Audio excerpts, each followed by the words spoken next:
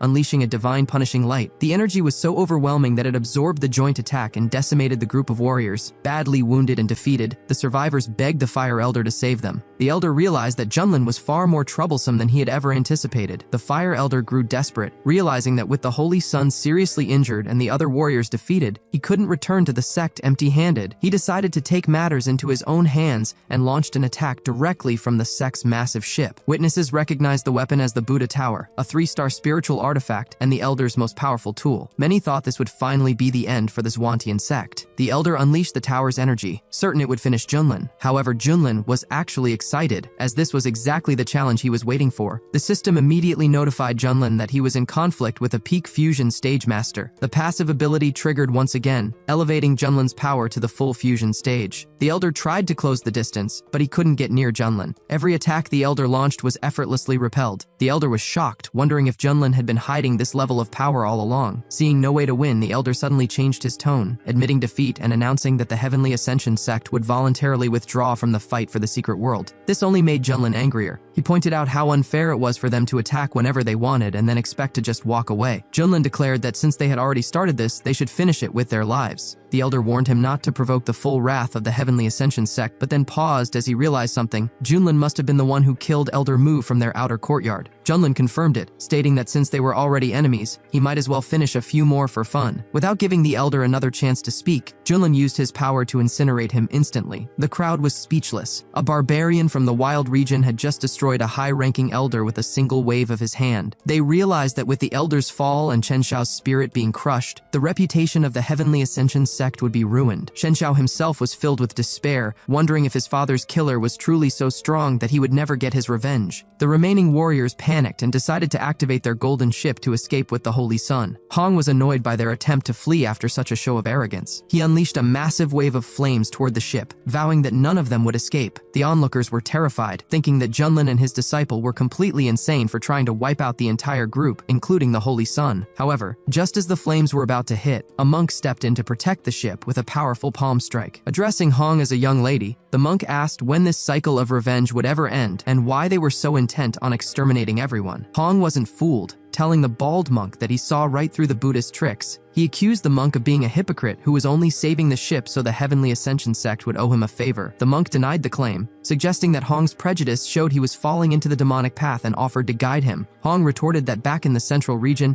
he despised people like this monk the most, those who act for their own benefit while hiding behind a mask of virtue. He declared that even if he chose the demonic path, he didn't need the monk's instructions. The monk decided that since Hong was stubborn, he would set him on the true path by force. Hong felt an incredible pressure radiating from the old monk, who was clearly at the peak fusion stage. Just as the tension peaked, Junlin stepped in front of the monk. He asked if the monk was really trying to bully his disciple while he was distracted. The monk tried to play it off, saying he only wanted to give the student some guidance. Junlin mocked the idea of the monk being worthy of instructing his disciple. Hong felt the same way, thinking it was ridiculous for a mere fusion stage monk to try to lecture a reincarnated true immortal. Hong thanked his mentor for the help, though he was frustrated that the old bald monk had allowed the ship to escape. The monk replied that he simply felt things had gone too far and decided to intervene to maintain peace. He added that if Junlin felt differently, he had nothing more to say. Junlin asked if the monk really thought he could just show off and then walk away, telling him to stop acting and face the situation. The monk asked what Junlin meant by that. He reminded Junlin that the floating temple was one of the most powerful Buddhist orders in the eastern region. He noted that Junlin had already made an enemy of the Heavenly Ascension sect and questioned if he really had the courage to oppose the Buddhists as well. Junlin told the monk that he was being quite clever. He pointed out that the monk had done nothing but manage to create a massive debt of gratitude for himself, leaving all the dirty work for Junlin to clean up later. Since the monk claimed to be so enlightened, Junlin mockingly asked why he couldn't predict the date of his own end. The monk stated that Junlin's words were becoming disrespectful. Junlin didn't wait and launched a fire attack, asking what the monk planned to do about it. The monk tried to defend himself with a golden bell technique, but his defense was too weak and he was injured by the strike. Struggling to stay on his feet as he landed, the monk told his mentor that the immortal was mocking them. He asked if Junlin truly believed the floating temple was a weak target. The mentor replied that since Junlin was being so persistent, he shouldn't be blamed for showing no mercy. He then summoned the massive image of the Dharma Buddha. Junlin watched the spectacle without moving. Onlookers noted that the mentor was using a high-level Buddhist manifestation technique and held a 3-star spiritual artifact in his hands. They whispered that Junlin had lost his mind. After offending the Heavenly Ascension sect, he was now making enemies of the Buddhist orders. They wondered if he was simply tired of living. The mentor told Junlin that he had been given a chance but was far too stubborn, so now he would be calmed down by force. He raised his weapon and unleashed a powerful resolution attack. Junlin stood perfectly still, remarking that he found the situation interesting. He then summoned the heaven burial coffin and stopped the entire attack with a single hand. The monk was stunned, unable to comprehend how Junlin had accomplished such a feat. Meanwhile, Junlin noticed that as his level increased, the coffin had evolved from a 4-star artifact into a 6-star artifact. He told the monk that if that divine ability was all he had, then it was time for them to go inside. The junior monks were terrified, screaming for their teacher to save them. The mentor was shocked, labeling Junlin a cursed evil person hiding within a sect. He shouted to his allies that Junlin was a heretic who needed to be destroyed immediately. The crowd watched in awe, wondering if anyone else would dare to risk a fight. Hong realized that he had been right. His mentor was still hiding even greater layers of power. The monk warned Junlin one last time, asking if he really wanted to be at odds with the strongest Buddhist sect in the region. Junlin replied that nothing irritated him more than hypocrites like them. He stated that he had no limit on who he would fight. His principle was simply to eliminate those who were fake. With a wave of his hand, he told the monk to stop talking and get into the coffin. After locking the monk inside, Junlin lifted the heavy artifact with one hand and asked the crowd who else wanted to attack. The Xuantian sect leader cheered, shouting that his brother had done an incredible job. Xiao was so stunned he asked if he was dreaming, even suggesting that someone hit him to wake him up. Su immediately obliged and punched him right in the face. When a bewildered Xiao asked why she did that, Su asked if it hurt. He confirmed that it definitely did, to which she replied that this proved it wasn't a dream.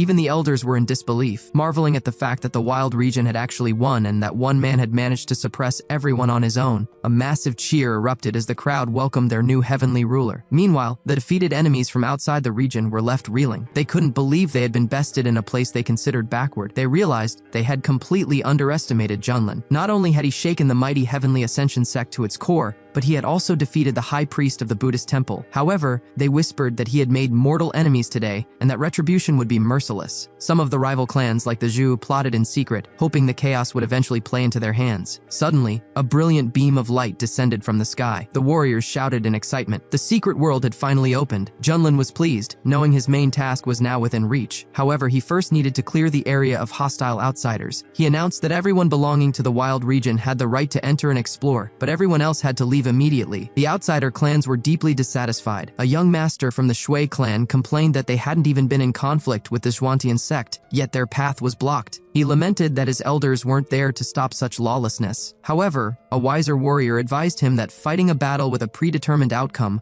was just challenging fate. The young gentleman agreed, deciding to let Junlin wallow in his arrogance for now, believing it would eventually lead to his downfall. They decided to retreat and wait for a better opportunity. With the entrance cleared, Junlin took his disciples and stepped into the radiant world of Luotan. He was immediately struck by the stunning atmosphere inside. The system chimed in, announcing that a location for activation had been found and asking if he wanted to claim his reward. Junlin accepted, receiving a new projection ability. He noted it was a good addition, especially after seeing how troublesome the Golden Buddha's manifestation had been earlier. The sect leader ordered the disciples to scatter and search for rare herbs, but cautioned them to stay close and watch each other's backs. Junlin decided to do some exploring of his own while waiting for the system's next cue. The danger of the realm quickly became apparent. A group of disciples fell into a monster's trap. The creatures here were incredibly dangerous, and the leader warned everyone to gather together. Noting that even the common monsters in this world had reached the Golden Core stage, Hong remarked that no one gives away resources for free, and that they would have to prove their strength. The situation grew more chaotic as a flock of sinister birds flew overhead, followed by a pack of aggressive monkeys that launched a coordinated attack. The disciples engaged in a fierce battle, but the monkeys were relentless and powerful. One of the monkeys grabbed a female disciple, who screamed for help. The warriors rushed to her aid, but the monkey's fur was so hard that their weapons had no effect. The girl continued to scream in terror as the beast pinned her down, desperate for someone to save her from the monster's clutches. Hong caught sight of the attack and stepped in, using his fire techniques to incinerate the monkey. He checked on the girl to see if she was unharmed, and she gratefully thanked him. The sect leader noted that having Hong around brought a sense of calm to the group and asked him to look after the younger disciples. He warned that these white monkeys were agile and possessed the power of soul generation, so they couldn't afford to be careless. Hong felt that the leader should focus on his own safety rather than worrying about him. Before he could say more, the monkeys swarmed him all at once. Sensing them instantly, Hong unleashed a wall of fire, declaring them all doomed. The disciples were amazed, noting that Hong's fighting style perfectly mirrored his teacher's. Hong, however, snapped at them to be quiet, wondering where that bastard Junlin had wandered off to,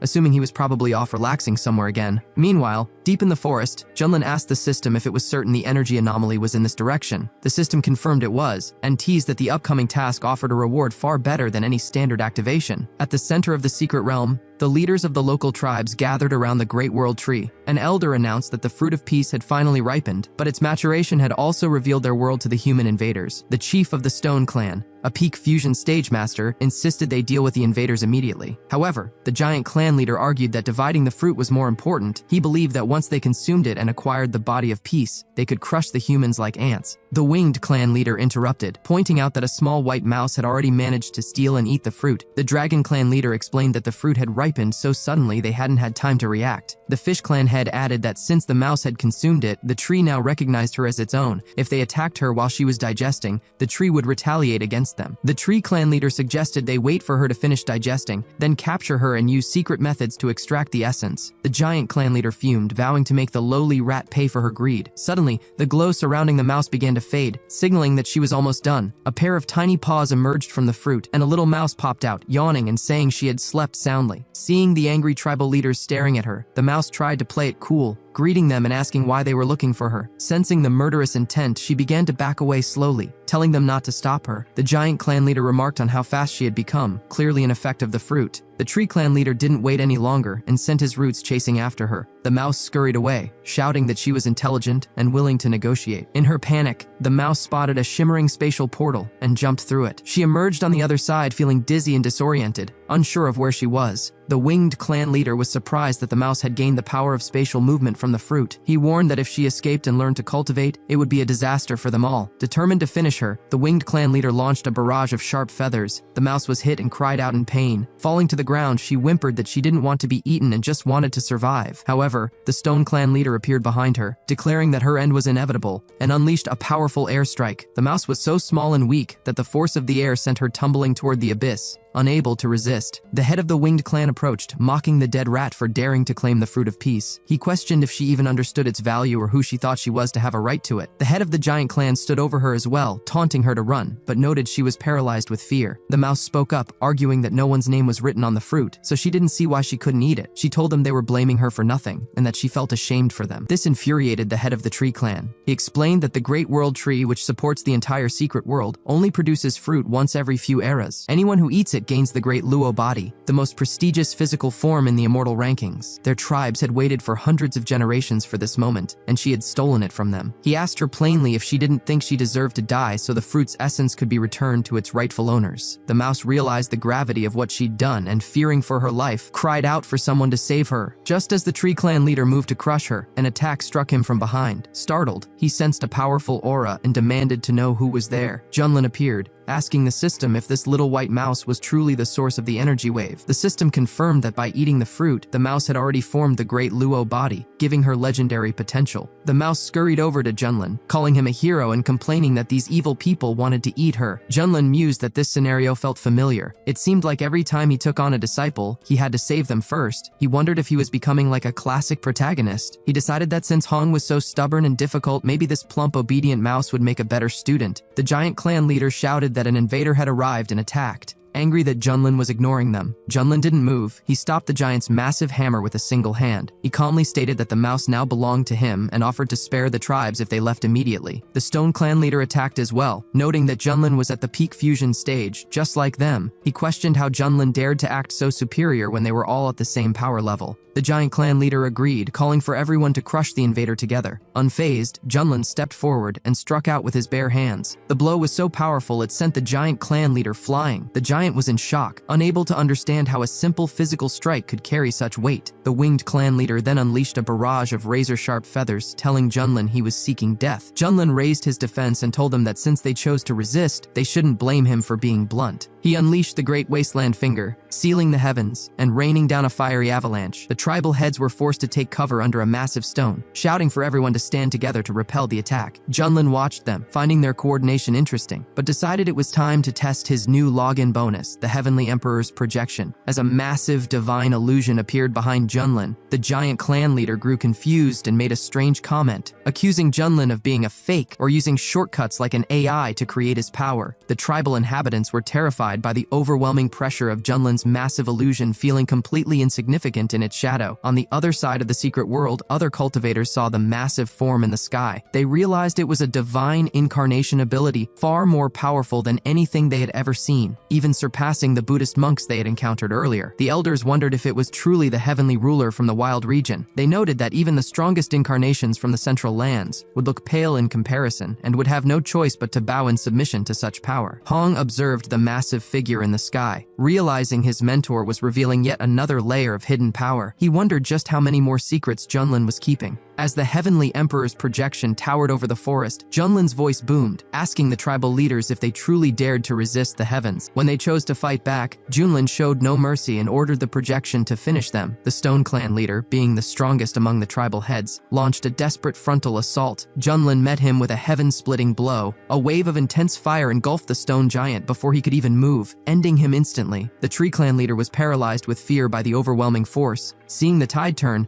the giant clan leader tried to negotiate, acknowledging they had been reckless and suggesting they stop fighting. since there was no reason to destroy one another. Junlin wasn't interested in a fake peace. He knew they would have finished him if the roles were reversed. He lowered his fiery palm, ignoring the tribe members' screams as they cursed his cruelty. Junlin noted to himself that while the emperor form was devastatingly powerful, it had already drained 80% of his energy. He realized he had to be careful not to overextend himself. With the battle over, Junlin looked around for his future disciple. He was annoyed to find that the obedient little mouse had used the distraction of the fight to scurry away. The system informed him that the mouse was indeed nimble, thanks to the Great World Tree Fruit, but he could still catch her if he exerted some effort. Junlin tracked her through the dense forest, noting that without the system's help, she might have actually escaped him. The mouse was panicking as she sensed Junlin approaching with terrifying speed. She couldn't understand how he was finding her in such a vast wilderness. Suddenly, Junlin teleported directly in front of her, stopping her in her tracks. He picked her up and gently stroked her, asking why she had run away after promising to be his servant. The mouse whimpered, explaining that his aura was so frightening she feared he intended to eat her just like the tribal leaders did. Junlin teased her, musing aloud that while he had tasted beef and horse, he had never tried rat meat. The mouse desperately argued that rat meat was sour, tasteless, and would surely cause him a stomachache. Junlin laughed, saying her intelligence made her even more interesting. He looked at the plump creature, marveling that she possessed the body of the great Luo, the strongest immortal physique, yet was so easily frightened. He decided that if she wouldn't be a student, she would make a great pet. 2 hours later, they stopped to set up camp. As Junlin prepared a meal, the mouse woke up from a nap, lured by a delicious aroma. For a second, she feared she was still in danger, especially when she saw a large cauldron over the fire. She worried Junlin was planning to cook her after all. Junlin called her over, warning her not to make him chase her again. He handed her a piece of cooked meat and chuckled at her cowardice, telling her there was no need to be so afraid. The mouse began eating greedily, exclaiming that the meat was delicious and asking what kind it was, as she had never tasted anything like it. When Junlin told her it was a rabbit, the mouse was momentarily shocked, protesting that rabbits were too cute to eat. However, when Junlin glanced at her, she quickly changed her tune, suggesting that bunnies were indeed much better to eat than mice and asking for another piece. Junlin told her she could have more on one condition: he would be her owner and her mentor. The mouse was surprised, wondering if she truly deserved such an honor and if being his student would be dangerous. Junlin told her she was overthinking it. As his student, she would eat well, and he would protect her from any threat. The mouse happily agreed, declaring that she loved having a powerful patron. She formally greeted him, introducing herself as Xiaoxi. The system immediately congratulated Junlin on accepting another disciple. As a reward, he received the divine ability of the 5 Wheels of Rebirth, a massive area effect technique capable of destroying everything in its path. Junlin was thrilled with the new power. When the system teased him about his noble nature, he jokingly defended himself, claiming he would never hurt a defenseless animal. Xiaoxi, confused, asked if he was talking to her. Junlin told her to focus, as he was about to pass on a special technique to her. He directed a beam of energy into her head, granting her the path of the Great Tao. Xiaoxi was amazed, feeling as though her mind had been instantly enlightened, and she thanked her teacher for the gift. Junlin told her to finish her soup and meat, as it was fully cooked. Xiaoxi found the meal wonderful, and felt that being his student was true happiness, vowing to repay his kindness. Suddenly, the sky above them began to fracture and collapse. Junlin asked the system what was happening to the secret world. The system explained that the life cycle of the ancient world tree Luo was ending, and it could no longer sustain the secret realm. It warned him to leave immediately. Junlin noted the urgency, but then noticed Xiaoxi was crying. She couldn't explain why, only that she felt an overwhelming sadness. Junlin realized it was because her body was now spiritually connected to the world tree. He told her they had to find the sect leader and escape before the world vanished. He opened a portal and moved instantly to the others. The sect leader was already shouting for his men to retreat safely, worrying about where Junlin had gone. Junlin stepped out of the portal and warned them all that the situation was critical. They had to evacuate the secret world right now. The sect leader was relieved to see Junlin, though he noticed only one of his students was present. Zhao curiously asked who or what Junlin was carrying in his hands. Junlin casually introduced the little mouse as his newest disciple. The leader was taken aback, asking what happened to his previous student. He pointed out that while the last one had a difficult personality, he possessed a divine appearance and incredible talent, whereas this new one appeared to be just a plump rat with no visible cultivation. Junlin brushed off the concern, assuring them that Hong had already exited the secret world and would be waiting for them outside. Once they emerged, the elders were glad to be back, noting that while the secret realm was dangerous, they had secured many rare resources thanks to Junlin. Hong approached his mentor, and Junlin introduced the 2 students, telling them they should live in peace and harmony from now on. Xiaoxi, the little mouse, looked back at the closing red portal and began to cry, realizing her home was disappearing forever. However, the situation grew dire, as various ancient creatures from the depths of the secret world also crossed over into the real world. A massive massive monster looked around, complaining that the spiritual energy in this new world was incredibly weak. A giant snake asked if the two-legged creatures were the humans mentioned in ancient records, mocking their weak cultivation. A rhinoceros monster suggested that since they were in a new environment, they should focus on adapting, taking over the land, and redistributing the territories among themselves. The winged clan leader added that they should enslave the humans first. The sect leader's face went pale. He explained that these were ancient relics, creatures from the deepest parts of the secret world whose power far surpassed anything they had faced before. He pointed out that there were hundreds of them at the spirit transformation stage and dozens at the fusion stage. He explained that these diverse races had survived for countless years in the secret realm, and if they united, they could rival the 5 strongest sects in the entire eastern region. Xiao asked if they could negotiate, but the leader said it was impossible. These creatures were essentially barbarians who had just lost their home. They would almost certainly try to take over the wild region for revenge. As the warriors began to panic, Elder Feng stepped forward and told them not to be afraid. He reminded them that they had Junlin on their side, and as long as he was with them, they could handle anything. The warriors' spirits lifted, believing that no enemy was a match for Junlin. Hong also looked at his mentor, wondering if he really could withstand an onslaught from such a massive army. Just then, the system appeared with a new quest. Junlin had to gain the trust of 10,000 of these secret world natives and convince them to join the Swantian sect. Junlin was incredulous, asking the system if it was joking. He complained that fighting them was one thing, but persuading them to join was a total headache. He realized the system was telling him that he couldn't just destroy them,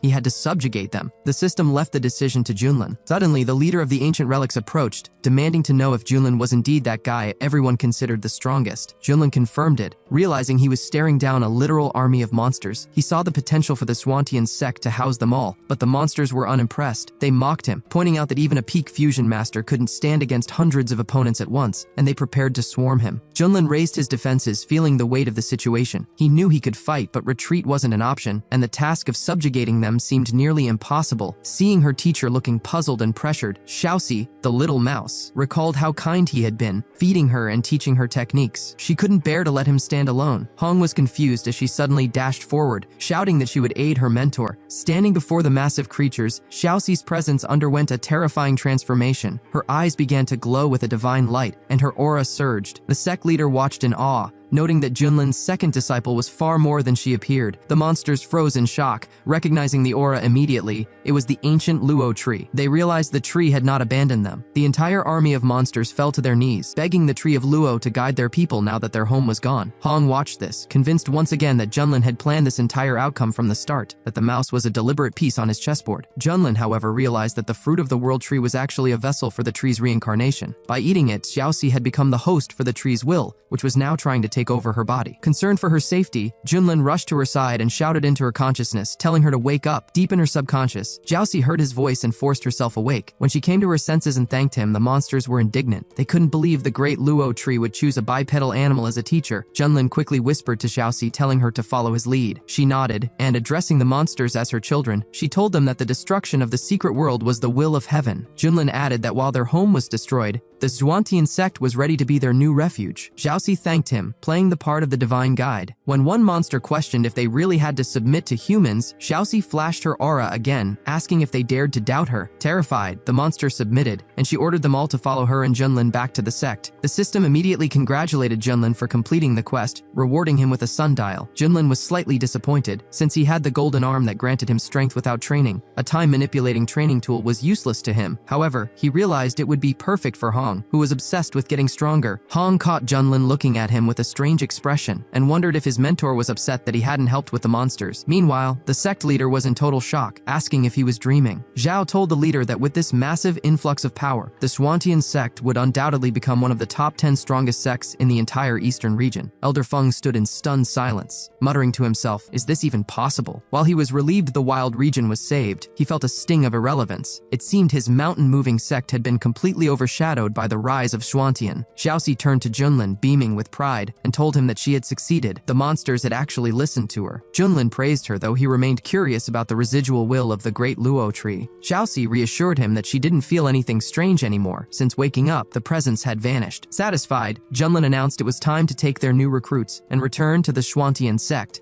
Meanwhile, a battered and exhausted Chen Xiao finally reached the Heavenly Ascension sect. The servants were horrified, asking what had happened in the wild region to leave their once energetic holy son looking so defeated. The elders rushed out as well, demanding to know where the other 9 elders and their companions were. Chen Xiao's voice was hollow as he delivered the news, They are all dead. The sect went into an uproar. When asked who was responsible, Chen Xiao finally named the culprit, the Xuantian sect and peak master Junlin. News spread like wildfire across the eastern region. In taverns and market squares, people couldn't believe the barbarians of the wild region had killed 9 high-ranking elders and nearly ended the Holy Sun. Some argued that the world was changing, while others insisted that the Heavenly Ascension sect's ancient heritage of producing immortals meant the barbarians would soon face a reckoning they couldn't survive. In the Buddhist capital, the senior monks held a grim council. They noted that the Heavenly Ascension sect had officially declared war on the Xuantian sect, and the Buddhist temple resolved to join the fight to avenge their own blood. They began gathering forces to purge the demons. Back in the wild region, the collapse of the secret world had released a massive wave of concentrated spiritual energy. This poor, impoverished region was suddenly entering a golden age of prosperity as creatures and cultivators alike used the surge to strengthen their powers. With 10,000 new monster cultivators added to their ranks, the Xuantian sect was stronger than ever, but the looming shadow of a two-front war weighed heavily on everyone's minds. On the training grounds, the disciples whispered among themselves. They were nervous about the upcoming attack from the Heavenly Ascension sect and the Buddhists, but they took comfort in the fact that Junlin had been in deep meditation for days. They saw his constant cultivation as a blessing for the sect's safety. In reality, at the peak of emptiness, Junlin was lounging in the sun, completely unbothered by worldly affairs. Xiaoxi came running up to him, excitedly announcing she had finished preparing a new drink. Junlin, surprised by her speed, told her to bring it over. After taking a sip, his eyes lit up. It tasted exactly like the modern drinks from his past life. He praised her work and generously told her she could make 50 more cups, allowing her to keep just one for herself as a reward. Junlin chuckled, realizing these recipe rewards from his daily tasks were far superior to anything in this world. Even an ice king would be impressed by his culinary masterpieces. Hong watched from a distance, shaking his head in disbelief. He couldn't understand how his mentor could be so foolishly focused on making money from strange drinks, while the entire eastern region was preparing for war. Junlin turned to Hong with a critical look, asking, "Where is my fried squid? Why isn't it ready yet? Look at Xiaoxi and how hard she works for me. You're even less helpful than a mouse." Hong gritted his teeth but replied that everything was nearly done. He served the food, asking if it was to the teacher's liking or if he needed to add anything. Junlin took a bite and casually told him to keep up the good work. Taking a chance, Hong asked for permission to train using the sundial. He explained that he wanted to grow stronger to ensure the sect's safety. Junlin sighed, noting Hong's usual impatience. He told Hong not to worry because the sect was perfectly safe as long as he was there. Hong secretly thought Junlin was just afraid of being surpassed. However, Xiaoxi chimed in, telling Junlin that if the elder brother wanted to train so badly, he should be allowed to go, and she would take over his chores. Junlin stood up and agreed, telling Hong to thank his sister for her insistence. Hong knelt and thanked them both, but internally he vowed that the day he emerged from his time-dilated training would be the day Junlin finally bowed to him. Junlin saw the look on Hong's face and knew exactly what he was thinking. He found it pitiful. He only grew stronger when faced with a worthy opponent, so Hong's rivalry only served to fuel Junlin's own progression. Xiaoxi then presented 50 new cups of her specially prepared tea. Junlin told her she could pick any cup for herself as a reward. As she happily drank, Junlin began petting her, remarking that while other people pet cats, he preferred his mouse. He noted that her fur felt wonderful. At the mention of a cat, Xiaoxi began to tremble in terror. Junlin laughed, pointing out that she had the ancient Luo body and 10,000 monster warriors under her protection. Yet she was still afraid of a creature smaller than her. Junlin asked why she didn't want to use the sundial to train, where 100 years inside felt like only one day outside. He told her it would greatly strengthen her Luo body. Xiaoxi whined, saying she didn't want to be away from her teacher for a century, and besides, training was boring compared to eating tasty food with him. Junlin laughed, realizing they were kindred spirits. He then remembered that demons who reach the spirit transformation stage can take human form. He asked why he had never seen her transform. Xiaoxi admitted she had simply forgotten how, but at Junlin's suggestion, she tried it right then and there. Suddenly, she transformed into a mouse girl. Junlin's eyes widened in shock. He quickly closed his eyes and turned away, shouting, "What the hell? This is too scary!